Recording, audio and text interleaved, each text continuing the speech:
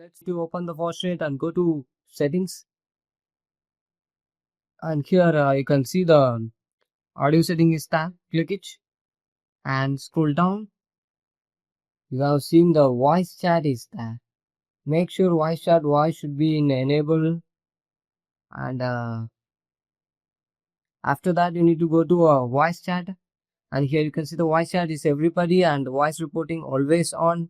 And voice chat method is open mic, or else you can use a push to talk, depends on you. And voice chat input device. You have set the input device, depends on you. If you not know this, I will show the next step. And after output device, you need to set. And after that, you go with the voice chat output device, and the voice chat notifications depends on you. Okay. After setting all this input and output, I will show you how to set. And you need to set the same input and output. So for this, you need to go to settings, and here you can see the system setting is there. Click the system settings and go to sound. And here you can see the output settings. Realtek audio is there, speaker, and input settings, the microphone array is there. So the same should be set in Fortnite settings. And also check the volume up and down if it's working or not. Sometimes the volume stack also it will have issues, so you need to check like this.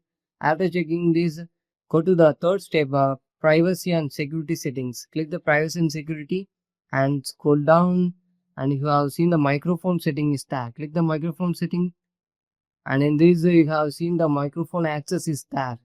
Check whether the microphone access is turned or not.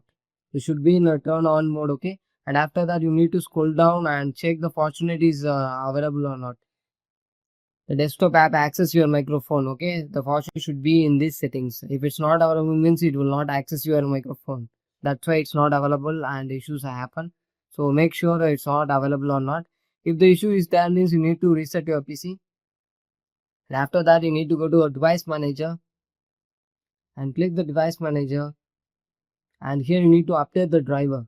There are two ways to update the driver, by using this method, and also the another method. You can go to the official website and you can download it and update it.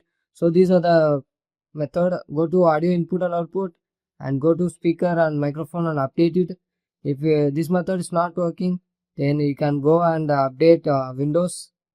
That's the second method. You can update it. Okay, search automatic for drivers and this updated, and go to speaker and same things.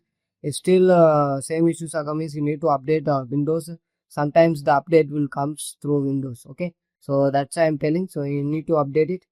So this is how to fix the issues and not thank you.